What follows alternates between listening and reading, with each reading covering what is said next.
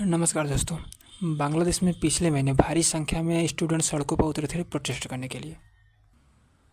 पहले तो ये प्रोटेस्ट काफ़ी पीसफुल थे, लेकिन बाद में हालातों ने काफ़ी खौफनाक एवं हिंसक मोड़ ले लिया।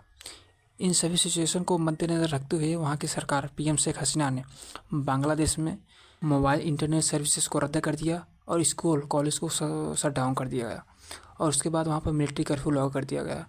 इस हिंसा में लगभग 150 से ज़्यादा लोग की जानें गई, हज़ारों लोग घायल हो गए और हज़ारों लोग इंजर्ड हुए हैं। हद तो यहाँ तक हो गई, वहाँ की जनता, वहाँ के छात्र पीएम शेख हसीना को तानाशाह कहकर पुकारने लगे। आखिर क्या है इन सब के पीछे का कारण, आइए जानते हैं विस्तार से। प्रोटेस्ट के पीछे का सीधा कारण जो है वो है रिजर्वेशन। जी हाँ दोस्तों, रिजर्वेशन। वहाँ के स्टूडेंट प्रोटेस्ट कर रहे हैं सरकार के कोटा सिस्टम के खिलाफ। हालांकि भारत का कोटा सिस्टम और बांग्लादेश का कोटा सिस्टम काफ़ी भेद है।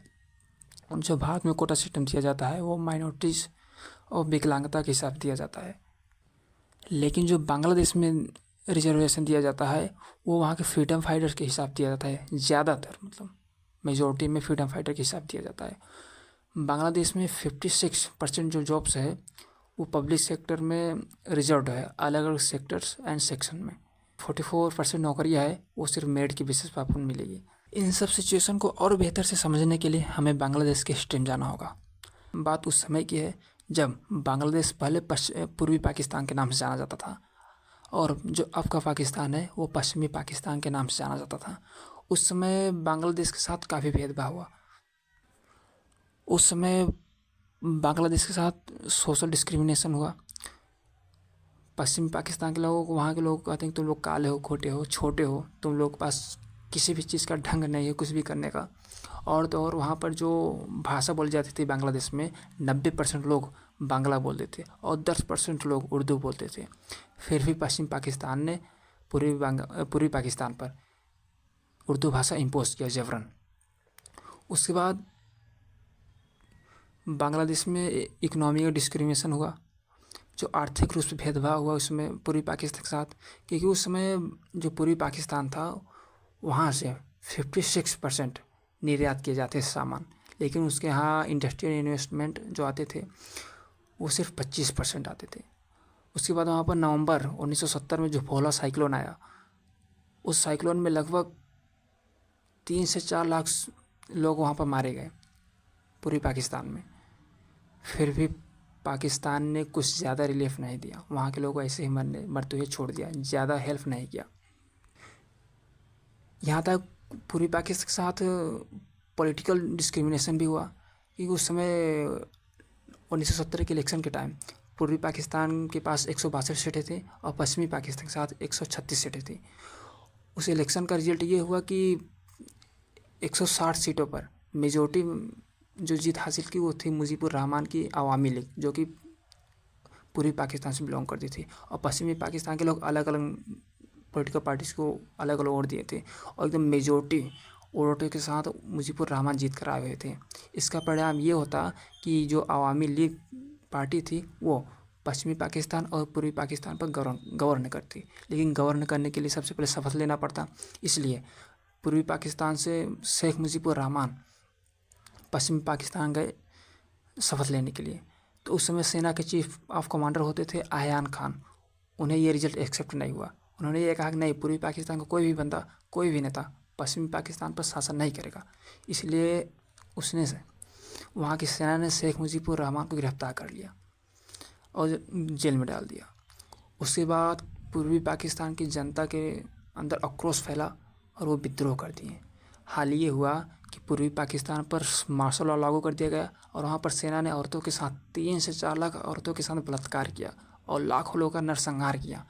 इस सब को देखते हुए बांग्लादेश, जो कि पूर्वी पाकिस्तान उस समय था, वहाँ एक संगठन या मान लीजिए एक सेना का गठन हुआ जिसे मुक्ति बाहिनी सेना कहते हैं, जिसका सहयोग भारत ने दिया, भरपूर सहयोग किया और बाद में नया देश बनकर उभरा बांग्लादेश।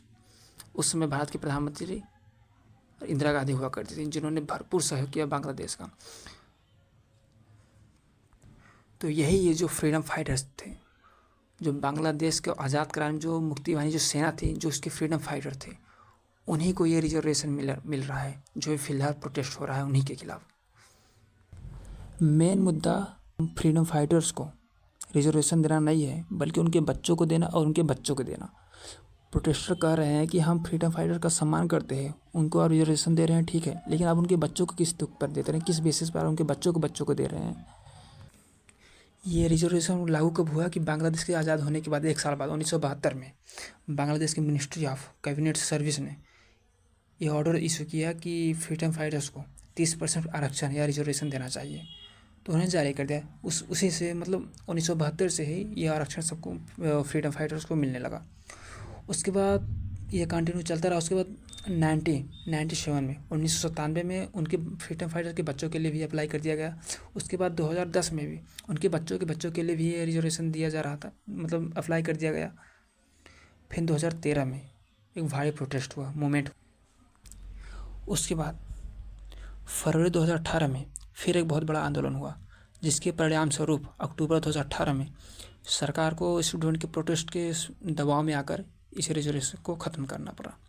लेकिन 2021 में फाइटर जो रिजर्वेशन के जो मतलब जिन लोगों को रिजर्वेशन मिल रहे थे, उनके बच्चे 4 से 5 बच्चे जाकर हाई कोर्ट में एक दायर पेश किया कि नहीं, हमें मिलना चाहिए रिजर्वेशन। तो हाई कोर्ट ने सुनवाई किया और कहा कि नहीं, ये रिजर्वेशन देना सही है और इसको जारी रखना होगा। ये जो आज प्रोटेस्ट हो रहा है, ये हाई कोर्ट के फैसले का नतीजा है, या जो भारी संख्या में प्रोटेस्टर सड़कों पर उतरे हुए हैं। प्रोटेस्टर का कहना है कि ये रिजर्वेशन अनकॉन्स्टिट्यूशनल है, असंवैधानिक है। आप फ्रीडम फाइटर्स को दे रहे हैं, लेकिन उनके बच्चों को किस बेसिस पर दे रहे हैं, यह टोटली असंवैधानिक है। और प्रोटेस्टर ने यह भी एलिगेशन लगाया सरकार पे कि इसमें बहुत ज़्यादा करप्शन भी हो रहा है। आप कैसे ये चूज़ करोगे कि कौन फ्रीडम फाइटर्स के परिवार है, कौन नहीं है? तो सरकार ने कहा कि ये हम डिसाइड करेंगे। तो मेन रीज़न यही है कि छात्रों का कहना है कि आप फ्रीडम फाइटर्स को रिजर्वेशन दिए वो तो ठीक है, लेकिन आप उनके बच्चों को फिर उनके बच्चों को दे रहे हैं, ये कतई गलत है। ये टोटली असंवैधानिक है, अनकॉन्स्टिट्यूशनल है। हम इसे कतई बर्दाश्त नहीं करेंगे। आप जो 30% रिजर्वेशन मिल रहा है, इसे हटाकर हमें सिर्फ 7% रिजर्वेशन चाहिए माइनॉरिटीज़ के हिसाब से, और जो विकलांगता है उसका रिजर्वेशन चाहिए, बाकी नहीं चाहिए हम लोगों को।